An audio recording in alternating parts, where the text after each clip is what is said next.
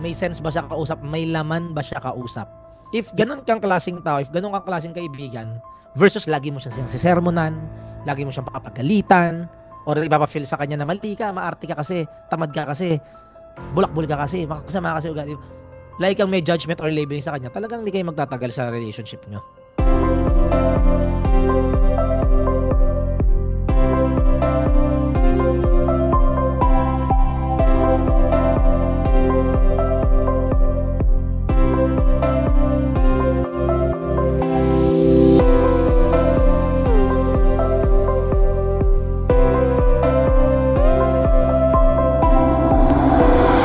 And right now, I'd like to introduce this powerful couple, this powerful bromance, this powerful group of individuals. Ang dalawang taong ito, sobrang na-inspire ako sa dalawang to when I first met them years ago at A-Quest.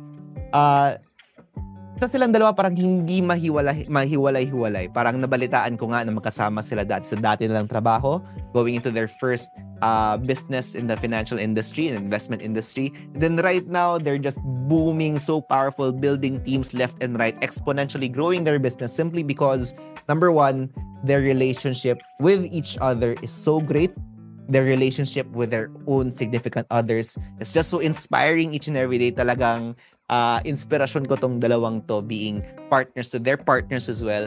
And most of all, they've got healthy, great relationships with themselves as well. So having said that, di ko na patatagalin pa.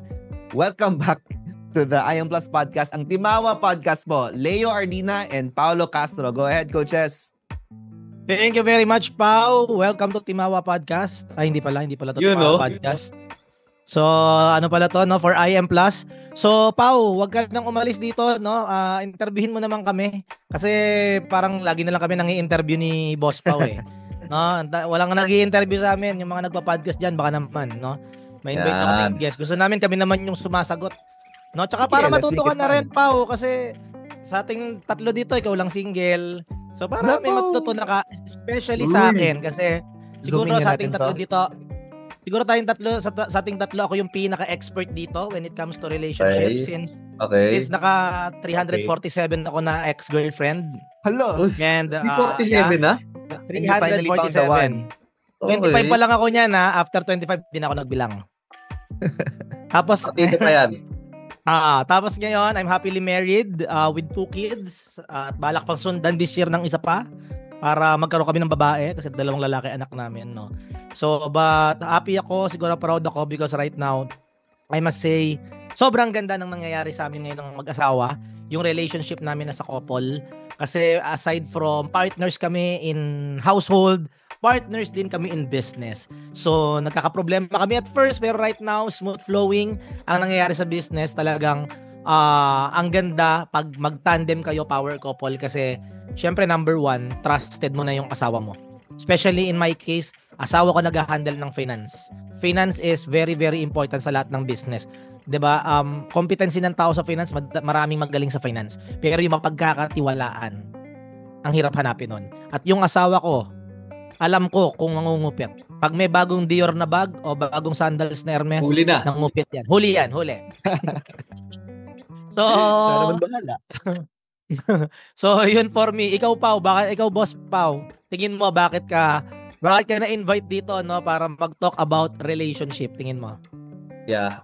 Ang ganda ng topic kasi natin for today, it's all about healthy relationship. And I guess, when we say about healthy relationship, a lot of people will think about, syempre, mga jowa nila, girlfriend, asawa, which is good. Kasi ako, very, very, very good relationship din, of course. But I guess, more than that, kasama dito guys yung yung relationship nyo with yourself. That's number 1.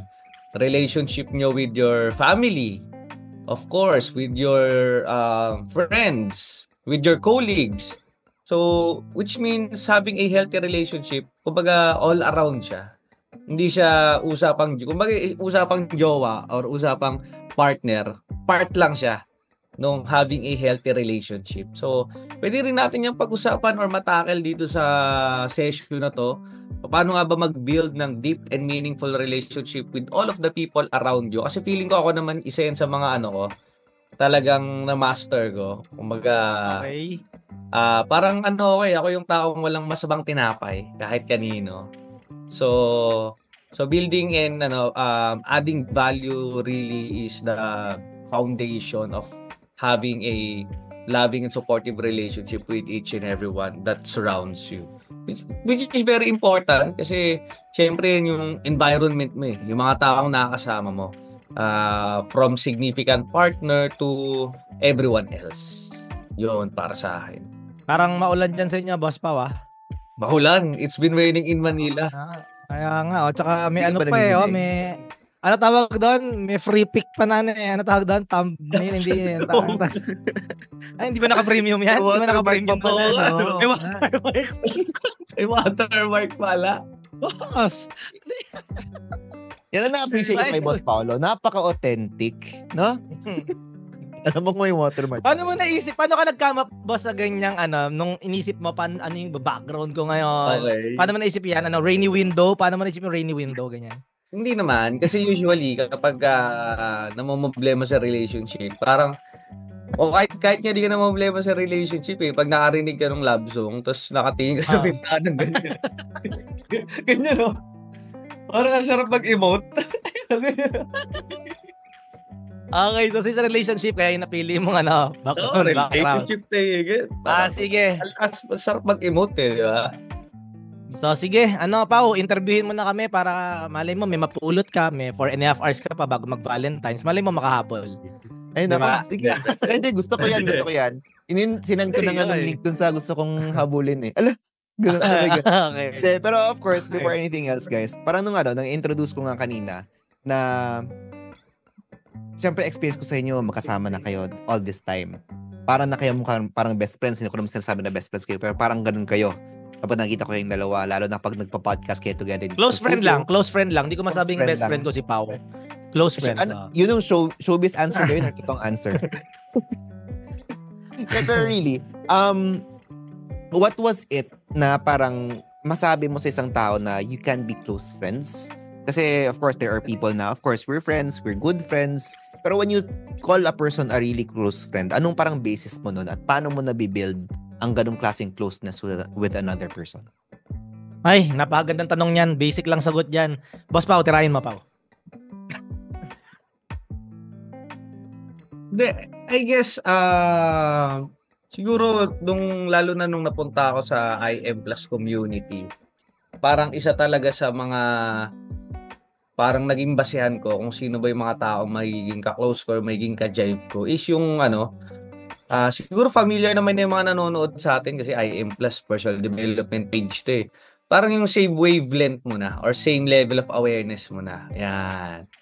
Kasi ako personally, parang medyo hindi ako attracted dun sa mga people na medyo madrama sa buhay, mga ganun. Ay, ganun? Oo. Honestly lang parang kunyari magiging close friend tayo. So pag naging close friend tayo, malamang parang hindi ka rin masyado madrama sa buhay. Pag ganun din kasi yung mantra ko sa buhay less drama, more on moving forward, happy, excited, ganyan. Si Leo, yung na-meet ko to nung college pa kami. Grabe talaga, walang kadrama-drama sa buhay yan. Imagine mo, 7 years sa college, hindi niya iniyakan na bumagsak siya. Boss, cheap shot yan. Sumi-cheap shot ka. Sinasabi ko, ganun siya kasayang kasama. So, masaya siya kasama. Kaya doon pa lang, nag-jive na kami. Doon pa lang nag-jive na kami na, ayos yung taong to. Kahit maraming pinagdadaanan, kahit binagsak ng prof namin, talagang laban pa rin Alam mo yun? So, yun yung naging mantra ko na. So, every time, like, kahit businessman yan, or tropa, or whatever, basta nakita kita na, masayang kasama to, ka-jive ko to, okay yan sa akin. Ganun ko siya nakita. Yeah. Ako agree ako dyan hindi lang relationship sa magtropa, sa lahat ng relationship, especially with romantic partner. Kasi bago magkaroon ng relationship, ang unang stage dyan is attraction. Kasi magkikita kayo. Hindi mo siya kilala. 'Di ba? Hindi kayo magkakilala personally or on a personal level. So, number 1 dyan, ang importante dyan is yung attraction mo. Kung sa magtropa man, wala naman pakialam yan sa itsure. 'Di ba? Pero kung romantic partner, ang laking factor nun. So, yung kung attracted ka sa kanya physically. Okay, so dalawa 'tong sinasagot ko, tropa tsaka physically. Pero tingin ko pag magtotropa, meron ding factor yung physical appearance eh. 'Di ba? Kunyari, like me, medyo may pagka-model yung bagdatingan ko. So, Honest parang lang. yung mga sa mga okay. Hindi yung na-attract mo. Circle of Parang gano'n eh, parang gano'n. So, hindi. Yun, no? Pati sa mga, aside from the physical appearance, yung vibe. So, yun yung sinasabi ni Pau dito na, ayoko nang madrama eh. At kita mo agad din sa tao, sa unang interaction nyo, maybe few days of interaction, makikita mo na kung ano yung vibe niya. Ano yung programming niya, kung sabihin natin sa usapang IM+, ramdam mo agad yung programming tao kung madrama ba yan, barumbado ba yan, palaaway ba yan, chill ba siya, nakakatawa ba siya, parang may sense ba siya kausap, may laman ba siya kausap. Yan naman yung first step niyan sa attraction. Ganun, whether relationship romantic or tropa, friendship, same yan, attraction. Then number 2, yung closeness kasi at yung magiging best friend or close friend, nabibuild kasi yan over time eh. Mhm. So, and ang pinaka-foundation niyan talaga is trust. And trust is not given. Trust is earned. So, kami ni Pau, kaya kami umabot sa ganitong point, parang, anong year tayo, Pau, nagkakalala? 2012. 12 years. 12 years na kaming magbarkada ni Pau. At ever since, yung tightness namin, simula nung 2012 hanggang ngayon, paganyan pa ng paganyan, no? Paganon pa ng ganon, no? Patight pa ng patight. Kasi ilang beses na kaming sinubok simula nung magtropa pa rin kami nung college. May mangyayaring aberya. Naalala mo, Boss Pau, nung nasiraan ako sa silang? Tapos tinulak pa natin yung sasakyan ko, 'di ba? From doon pa lang alam mo na hindi ko iiwan ng tropa ko to. 'Di ba? Up to now na napunta kami sa negosyo. So nung una muna naging client ko si Pau, nung nauna kasi ako sa investment consultancy, naging client ko. So another trust na naman 'yun ng bond. Nagtiwala siya sa akin. Naniniwala siya sa akin na hindi ko siya iskamin. 'Di ba? Nag-join siya sa team ko. Another, na-strengthen na naman yung trust. And doon nung magiging magtatrabaho na kami, every time merong magiging project, may magiging event, andun si Pau at ilang beses niyang na-prove sa akin na tuwing nandyan siya, he got me. May mga bagay akong hindi kailangan problema. Just like you, Pau. Pareho kasi kayong Ay, sorry. IM plus pala to. Pareho kasi kayong Paulo eh. So, ikaw si Boss Pau, tsaka ikaw si Paulo. Paulo ka na lang, Paulo Segura. Sige. So, like you, Paulo, di ba? I always say this sa'yo at sa mga tao. Pag may event, gusto ko nandun ka. Kasi pag nandun ka, sa'yo lang ako, kampante, na magiging excellent yung event, specifically sa tech, itong mga live na ganito. Pag nandun ka, alam kong kaya kong dumating doon kahit saktong on time ako, buzzer beater, alam ko handled mo yan. Kasi na-earn mo na yung trust ko sa dami nating pinagsamahang event. Unlike pag may mga ibang nagsusupport, parang andun yung pagiging, kasi medyo controller talaga ako, control freak talaga ako. So I make sure na maaga akong darating, especially technicals, kasi auditory ako eh. Very, very sensitive ako sa music.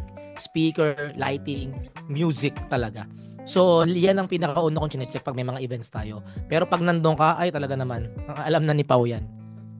So, yun, na-earn siya. So, yung closeness, founded by talaga yan. Foundation talaga yan is trust. Right, thank you, boss. Ang ganda ng mga sagot ng dalawa na, first of all, ang nakuha ko doon is, based on level of awareness, makakasundo ko ba tong taong to? Doon mo na kayo magiging friends. And that's how you actually attract another person. Maybe attract the people that you actually want to keep in your life, the relationships that you wanna choose, and maybe those na hindi mo pinili. Then afterwards, you've attracted these people, you keep them simply by, number one, matching their level of awareness, and also, apart from sila building trust with you, making sure that you're also building trust with them. Napakaganda nun. Yeah, definitely. Gusto ko yung sagot na yun. Sobrang sakto kasi may question tayo dito sa Facebook Live right now. Na-related. Kasi nga sabi nyo nga ang dalawa, for 12 years na kayo magkakasama mula college hanggang sa trabaho, magkakasama pa rin kayo. Pero ang question nito ni John Dave Kapalungan is, how do you build relationships? Kasi di ba po, dami tao naghihiwalay because of work, because of school. Paano po ba maging strong para di maghiwalay? Ask ko lang po kasi lots of people, yun po ang problem nila. Maybe there are a lot of people rin kasi na tipong, wala, namimiss ko nung high school, grabe kami ng barkada ko. Ngayon may kanya-kanya silang pamilya, kinakain ng trabaho ng iba, and whatnot. Maybe sa inyo, nagkataon lang na magkatrabaho kayo. Pero for those siguro na hindi nyo nakasama after college, how do you make sure that you can keep those relationships even if you're jumping from one work to another siguro? Para sa akin kasi meron tayong mga it doesn't mean kasi na busy ka sa work or na busy ka sa school is matitigil yung relationship nyo nung kaibigan mo, for example. Or, sige, specific muna tayo sa friendship kasi hindi na-clarify dito kung romantic ba itong tinutukoy? Parang hindi naman, no? Hindi naman. Pero pwede naman gawing romantic na din. Maybe for those looking for sige, love. So, sagutin ko to, dalawang perspective, no? Okay. Sa friends, so for example, sa friendship, bakit may pumapasok dito isa pa? So for example, sa friendship, may tao tayo, may mga kaibigan tayo na low maintenance. Alam mo, may mga ganyan kayong kaibigan na kahit busy ka, ilang buwan kayong hindi magkita, ilang buwan kayong hindi mag-chat. But because you were able to build relationship na solid, grabe yung trust nyo sa isa't isa, mahal nyo yung isa't isa. Minsan kahit meron akong mga kaibigan once a year na lang kami magkita, pero pag nagkita-kita kami, grabe pa rin. Parang as if araw-araw pa rin kami magkakasama. 'Di ba? May mga taong ganun eh. So, parang hindi ako agree na dahil just because hindi kayo nagkikita at nagkakasama at nagkakabanding lagi, natitigil yung relationship. Kung talagang solid, naging na-establish yung relationship nyo, magkita kayo niyan once a week, magkita kayo niyan once a month, or magkita kayo once a year, walang kaso yon. Kung andun pa rin yung trust, yung love, yung respect nyo sa isa't isa. Now, when it comes naman sa jowa, eto dito magkakaiba-iba na siguro tayo ng pananaw. Pero I'll just speak for myself, no? Ako hindi ako fan ng LDR. Actually, yan yung isang naging dahilan kung ba't kami naghiwalay nung isang ex ko. Mga pang 377 ko yatang ex yun. So, during that time, kakakilala ko lang kay Coach Ras. So, napunta ako sa space. Nag-discovery na ako, ganyan. So, full of hope na kaya ko yung laban dito sa Pilipinas. Kasi parang nagkaroon ako ng awareness, alam ko magaling ako, alam ko may skills ako, alam ko masipag ako, alam ko mabuti akong tao. And hindi ko rin kayang iwan yung tatay ko kasi nagkasakit siya. So, during that time, hindi pa nga siya natatransplant noon. So, hindi ko alam kung hanggang ilang buwan or taon na lang siya mabubuhay. And yung ka-relationship ko that time, since nasa engineering department kasi kami engineer yung course, yung career namin. Ang career path for her is mag-ibang bansa talaga. Mag-Singapore, mag-Dubai, mag-US or Canada. So, yan yung career path. Ayoko talagang sumama. Ayoko talagang mag-ibang bansa. So talagang pinili kong mapunta rito, and sabi ko hindi mag-work yung relationship kasi alam ko kilala ko yung sarili ko . Ang love language ko is time. So how can I feel loved kung hindi ako nabibigyan ng time nung partner ko? So that's the time na nag-decide kami na sige, let's separate ways muna. Kung tayo. 'Di ba? Go mo yung career mo, hindi kita pipigilan, i-go ko yung career ko. Ito yung decision ko, yan yung decision mo. Respect natin yan. Kung dumating yung time, magkabalikan tayo, edi tayo talaga. So ayun, after 2017, 18, 19, 21, 8 years. After 8 years, hindi pa kami nagkikita ulit. So, hindi talaga para kami. Yung pala may plan sa akin si Lord na mas maganda. Kasi imagine mo yung wife ko ngayon, no, kabaliktaran kami nila Boss Pau.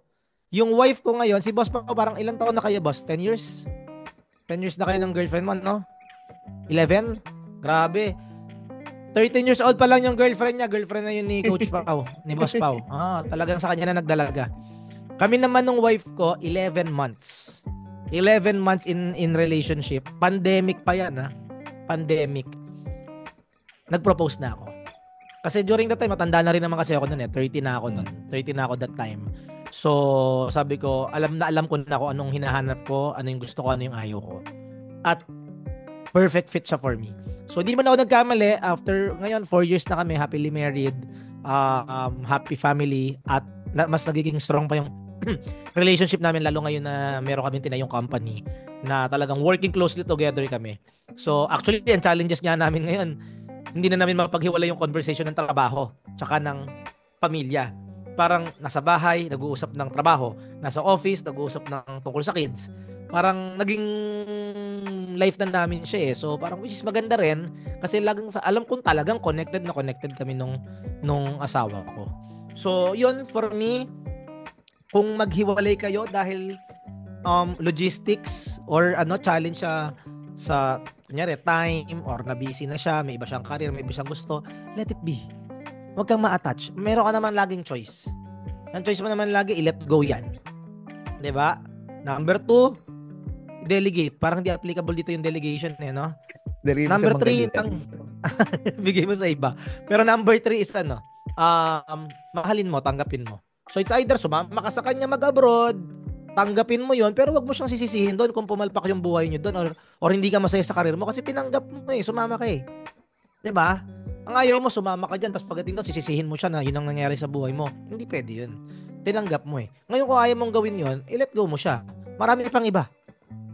Kung may friction, ito lagi ko lang natutunan kay Coach Ras, Shout out Coach Ras.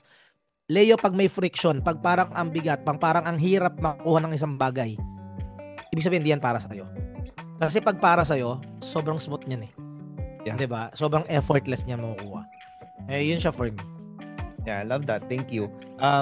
First talaga nasa trust talaga and making sure na nagma-match yung gusto mo sa gusto ng taong yun. Pero ako, just coming back to the original question ni John Dave, 'di ba? Ang sinabi is, paano ko masiguradong hindi kami maghihiwalay ng taong to after whatever nangyari sa buhay, lumayo man kayo or hindi.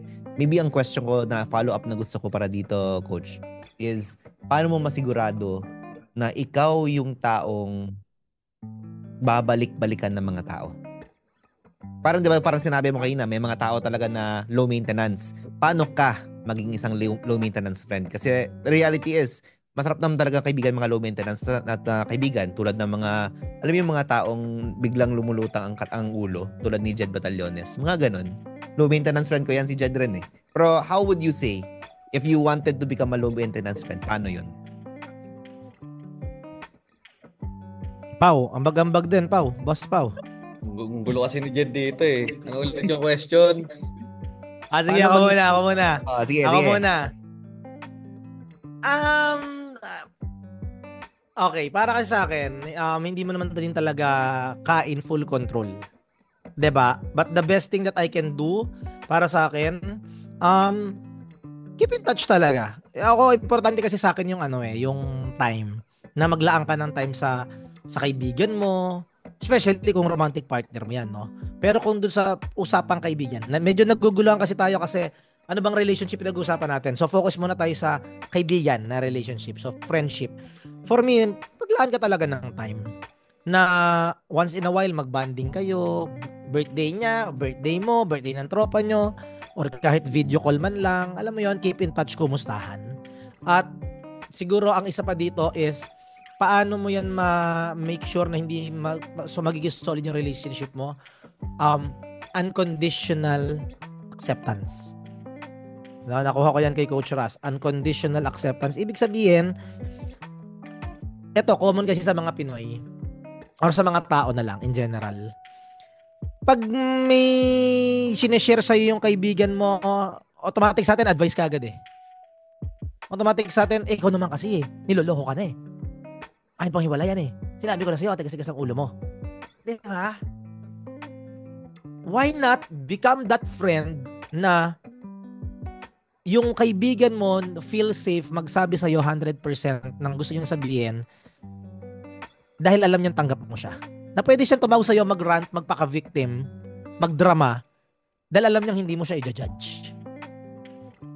If ganun kang klaseng tao, if ganun kang klaseng kaibigan, versus lagi mo siyang sisermonan, lagi mo siyang papagalitan, or ipapafeel sa kanya na mali ka, maarte ka kasi, tamad ka kasi, bulak-bul ka kasi, makasama kasi ugali. Like kang may judgment or labeling sa kanya, talagang hindi kayo magtatagal sa relationship nyo. Yeah. Diba? So become that friend who's unconditionally accepting kung sino man yung kaibigan mo, kung anong pagkatao niya. Ang ganda nun, being unconditionally accepting. And nakaka-relate ako doon kasi ako, alam niyo naman guys, sa taga Davao ako. And tuwing kailan lang ako umuwi ng Davao, parang once a year.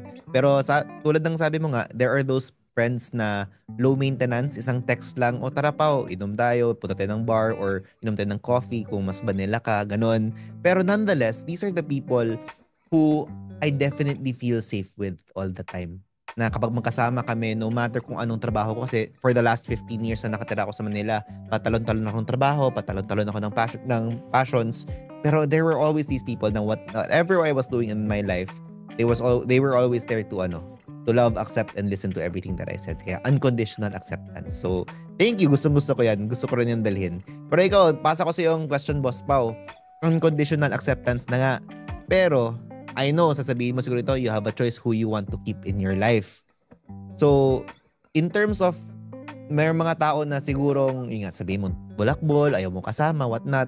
How do you set healthy boundaries to make sure na, number one, hindi masisira ang relationship with that person kung ayaw mo? Or maybe number two, because you really want to keep this person in your life.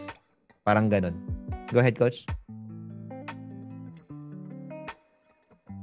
Pag bulakbol, yung tropahan yan, layo ka na agad. Hindi, ganito. Ganito yan, guys. So, ano siya, kaya sobrang favorite ko pagdating sa relationship is all about awareness. Awareness talaga yung importante dito. Like, for example, no, sa mga friends ko ngayon, mga kababata ko ngayon, yan, dito sa Cavite, sa Bacoor, talagang kahit minsan, dati lagi kami magkasama niyan, basketball, talagang sobrang close kami. Ngayon, napalayo na ako sa kanila. Di na rin ako masyado nagbabasketball. Inimpluwensya na ako mag-golf nila, Boss Leo, di ba? So, pero once in a while, pagka nag-i-invite ako sa bahay namin, talagang nagpupuntahan pa rin sila lahat. So, parang alam mo yon, parang siguro rin ako, swerte rin ako sa mga friends ko, yung level of awareness na naintindihan nila na andito ako ngayon sa ganitong part ng buhay ko, na yung priorities na na-set ko is this. So, dito ngayon papasok yung priorities na, no? So, you need to set your priorities, whether ano ba yung importante sa'yo. Is it important for you to spend more time with your friends? Then so be it. Or is it more important to you to build your career? Then so be it. Or is it more important for you to spend time with your loved ones or your family? So you need to set priorities, and then after setting priorities, be intentional on what you will do right after. No? So for example, talagang gusto kong humataw ngayon sa negosyo, sa business. So be intentional na yung chunk of your time will be spent sa business. And then matik na yun, you need to clear it with your loved one, no? With your partner. Magkaroon kayo ng be intentional in terms of having a talk about it. So, kunyari, yung tanong nga dito, paano hindi maghihiwalay, di ba? Kunyari, LDR, ganyan. So, kung same level of awareness kayo, talk about it. Ito priority natin ngayon. Makaipon muna tayo. So, anong game plan? So, this is the game plan. 1, 2, 3, 4. Agree ka ba dyan? Agree ka ba dyan? Okay, sige, agree tayo. So, pag nag-agree na kayo, then set your action plans around it sa pag-agreehan nyo. Kasi importante yun eh. Once naman naklaro lahat, may babalik-balikan kayo kung ano bang pinag-usapan nyo. And then, from there, yun yung magiging anchor nung relationship na yun. So, yun. Ganun ko siya nakikita and ganun ko siya ini-implement sa buhay ko. Kaya, even yung mga friends ko from before, meron pa akong friend na shoutout sa'yo, si Ace Castro. Friend ko to sa pinakauna kong work sa Point West. Na in-invite niya ako dun sa kasal niya parang last year or 2 years ago, na maging part ng kasal niya, tas groomsmen pa ako knowing na parang tagal na rin namin din nakikita. Pero yun nga, bakit? Kasi nga yun, klaro kami sa isa't isa na nung mga time na yun, yung priorities namin is nung nandun kami sa work na yun. So talagang lagi kami magkakasama. And then when we got into separate ways, intentional kami na pag magkikita kami, chat-chat pa rin once in a while. Gets na namin yun na once in a while na lang kami makikita. Pero that doesn't mean na kailangan maapektuhan, malalamatan yung relationship. No, hindi. Kasi pwede pa rin naman. So, yun para sa akin. Talagang awareness, clarity, intentionality, and then priorities. Yeah, thank you so much, Coach Pao, no? And sobrang gusto ko na, yun nga, being intentional and knowing ano ba dapat ang gusto kong unahin ngayon. Barkadahan ba? Kalokohan ba? O baka negosyo ko na talaga? Curious lang ako, Coach. Kasi of course, coming from mga usapang awareness, mas may alam ako siguro sa'yo, mas ito nung importante sa akin. Paano naman, siyempre naintindihan ko nung sinabi mo na, okay, let's set an action plan, especially with a partner kasi you guys have been together for over a decade. Alam nyo na paano kayo nakipag-usap sa isa't isa. Paano naman dun sa mga kaibigan mo na hindi naman kasing taas ang awareness? What's the best way? Or maybe not siguro sa kaibigan mo na kasing taas ng awareness, no? Or maybe someone you just met, someone who's a little bit new. How do you communicate this clearly na, excuse me, may priorities na ako right now, hindi mo na ngayon. What's the best way to, number one, not offend this person siguro, and number two, make sure na the relationship is still super strong? Ang ganda nung tanong mo, Boss Pao. Diyan napakagaling ni Coach Leo. Yung pag-handle ng mga ganyang relationship na kahit bago pa lang na tikip niya super strong. Coach Leo. Naglag ako eh. Ayun. Ikaw or ang computer Okay. mo naglag? Okay. So ako, for me kasi, boss, yung kasing pagiging ano ba tawag dito? Yung pagiging offended. Ang paniwala ko kasi dyan, hindi naman yan about the act itself eh.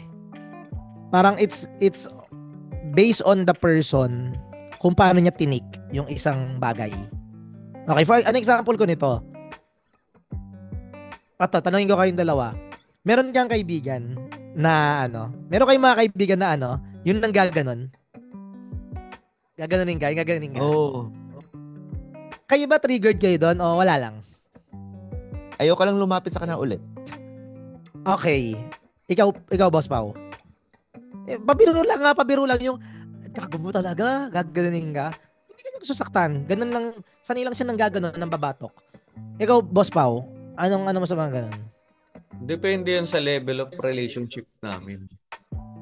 Sabihin natin close kayo. Okay lang. Level 7, okay lang. Kung close na close talaga kami, nagbabardago lang kami, okay lang. Kung ginaganon ka nung tao, aabot siya sa point na magiging close kayo na close? Hindi. Pag naging close kami, dun siya aabot na pwede kaming magbardagulan. Parang alam mo yun. Pero may mga tao pwede niya na akong ganunin. Basta kasi yun, reflexes kasi yun. Basta reflexes kasi yun. Wala yung pinagkaiba doon sa kuyakoy. Nagkukuyakoy ng paa. Reflexes yun napapaganon bigla. So, for sure, even in the early part of the relationship, mapapaganon siya sa'yo.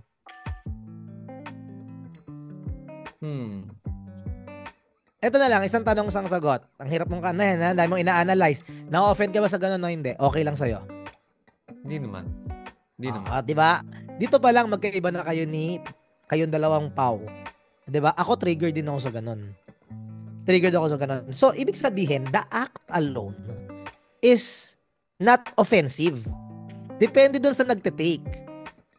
So, sa akin, offensive siya. Kay Pao, offensive siya. Sa'yo, Boss Pao, hindi siya offensive. Magkakaiba tayo ng programming. Okay? So, now, anong gusto ko ipunto rito? Nasa punto na ako ng buhay ko ngayon na kung ma-offend kayo, nasa sa inyo na yan. I'll just be me. Kasi kung lagi na lang ako mag-act according sa, regardless kung may awareness o wala, Pao. Hindi ko yan tinitingnan na, nag-discovery ba to? Nag-breakthrough ba to? I'll be me. I know naman na ako, respectful ako. Kilala nyo naman ako, di ba? Yung mga pantitrip ko na bully-bully, alam nyo naman, lambing ko yan. At hindi ako nang gaganon sa mga hindi ko ka-close. Pag binubully na kita, ibig sabihin, ganyan tayo. Para sa akin. And I make sure na binabalansi ko naman. Kunyari si Jed, binubuli-bully ko yan pag tayo, pero pag naglalambingan kami at ina-affirm ko yan ng kaming dalawa lang, nag-heart to kami yan. Okay? So now, again, nasa punto ko ngayon na hindi naman sa wala akong pakialam sa kanila or sa ibang tao. It's just that ako, priority ko, sarili ko. Priority ko, sarili ko, family ko, bago ko paisipin kung ma-offend ka o hindi. So, for example, eto, inuman or kainan. may mga tao na parang nababad trip pag maaga kang umuwi. 'Di ba? So ako, kung gusto ko nang umuwi, uuwi na ako. Pamilyado akong tao, may asawa ako, may mga anak ako. Mas gusto kong tapos na ako sa lasingan era. Mas gusto kong umuwi na, mag-spend time, maglaro with them or spend time with them. Irespeto nyo yun. Kung na-offend ka doon, na bad trip ka doon, wala kang awareness o may awareness ka, ikaw na yan. Kung gusto mo akong i-unfriend, gusto mo akong tablahin, ayaw mo na akong i-invite, irespeto ko yan. So, yun yung ano ko dyan. Hindi ako tumitingin, boss Pao, Pao, sa may awareness ba to or wala, makaka-offend ba to, hindi. Alam ko naman yung ginagawa ko, kung ma-offend ka, basta pinrioritize ko sarili ko, mas pahalagahan ko yun kaysa unahin ko yung mararamdaman mo. Yun, does that make sense? Yun yung sagot ko. Yeah. Thank you so much, Coach Leo. No? What I'm getting from you here is, in order for me to have a healthy relationship with this person, dapat number 1, healthy mo na relationship ko sa sarili ko. Kasi hindi yun nagpapaka-plastic. Hindi yun nag-a-adjust sa trip ng ibang tao. Kung trip niya yun at hindi ko trip, edi wag na. Pero kung trip ko nung trip niya, mas madali ang buhay. Mas madali ang buhay sa akin kapag umiwas ako sa mga taong hindi ko rin trip. Tama ba, Coach? Yes, kasi galing na ako dyan, boss, na people pleaser ako eh. Ang taas ng, dun nga sa, Gallup, Clifton Strength, ang taas ng win over others. So, ibig sabihin, I really love to please other people. So, talagang pag sabing kanta, sayaw, Leo, patawa ka. Ambag ka, libre ka. Kasi gusto ko lagi na piplease ko yung iba, pero at what expense? 'Di ba? Kung masagasaan na yung true choice mo, 'di ba? Or hindi ka na happy because gumagalaw ka para lang i-please yung ibang tao, hindi na siya tama. Na-realize ko siya na hindi na tama to ha. Kunyari, may mga gusto akong gawin, may gusto akong i-post, may gusto akong kalokohan, pero kino-consider ko kung yung sasabihin nila sa akin, tapos hindi ko na lang siya gagawin.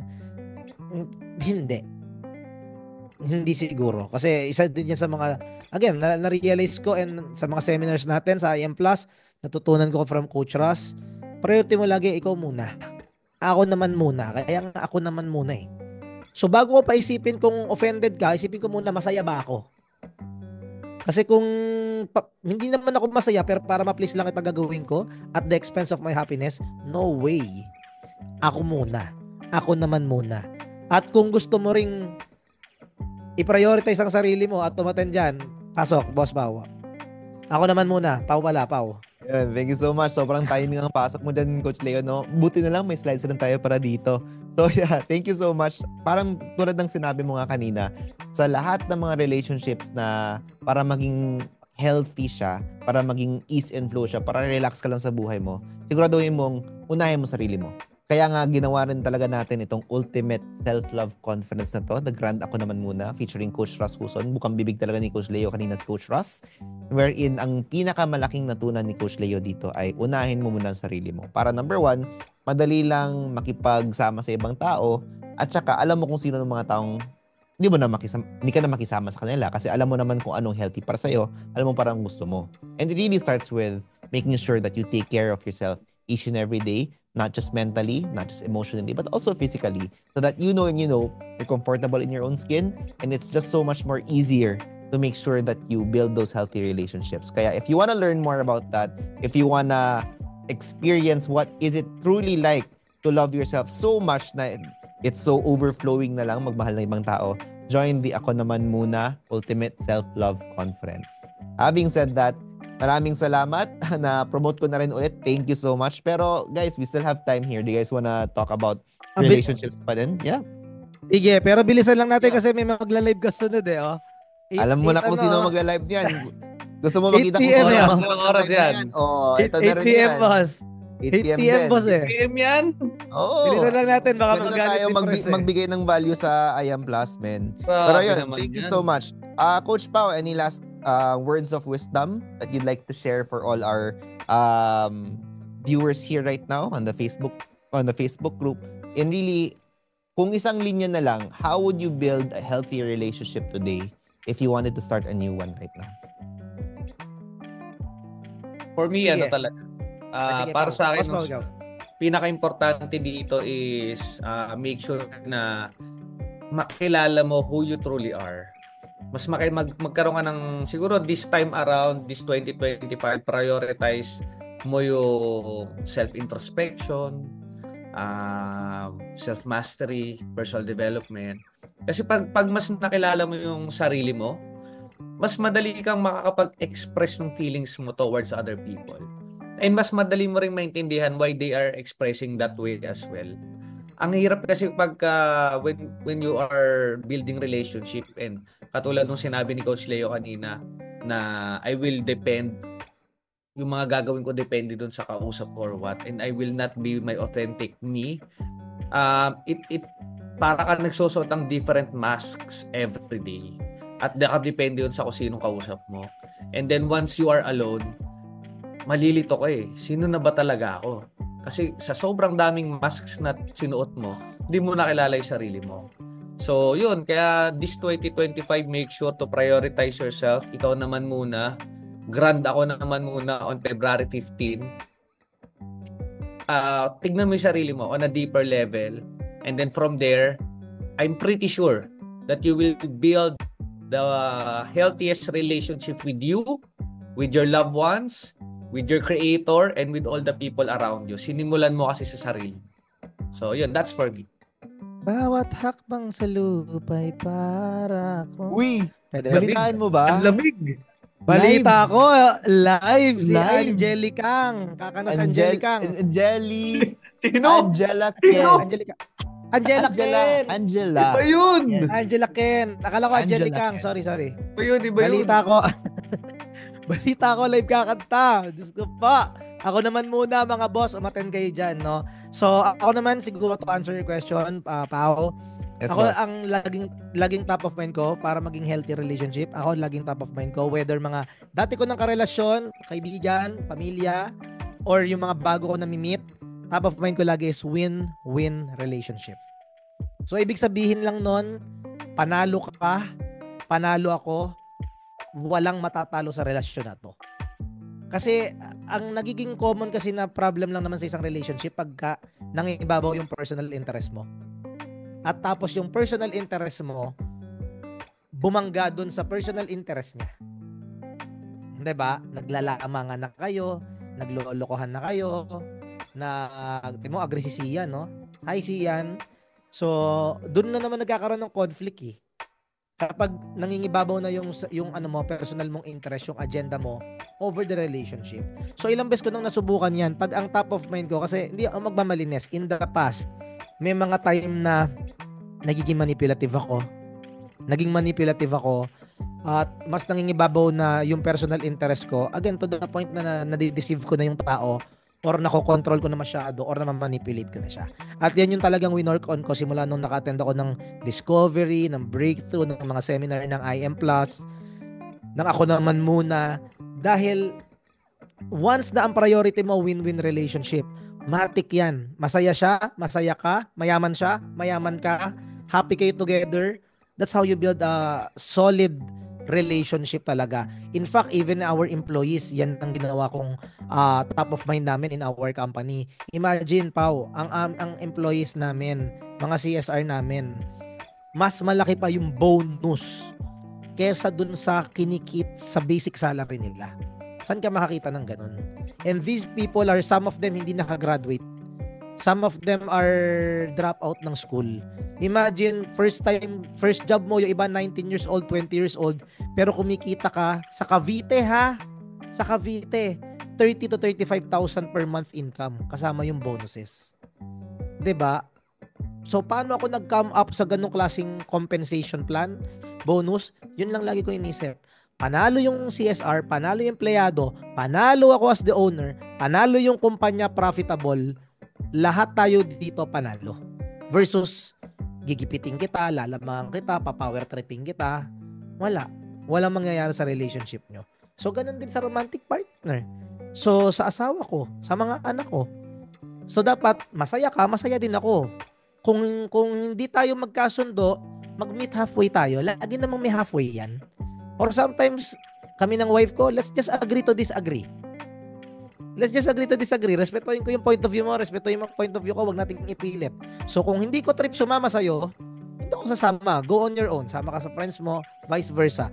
Hindi mo, lalo na ako, actually, yun yung maganda naman din sa wife ko. Kasi ako very athletic, very outgoing. So yung mga trip ko, di niya trip mag-golf, di niya trip mag-diving. Tapos siya ang mga trip niya malling, hindi ko rin trip mag-malling, hindi ko trip mag-grocery, hindi ko trip yung mga parlor or kung ano man.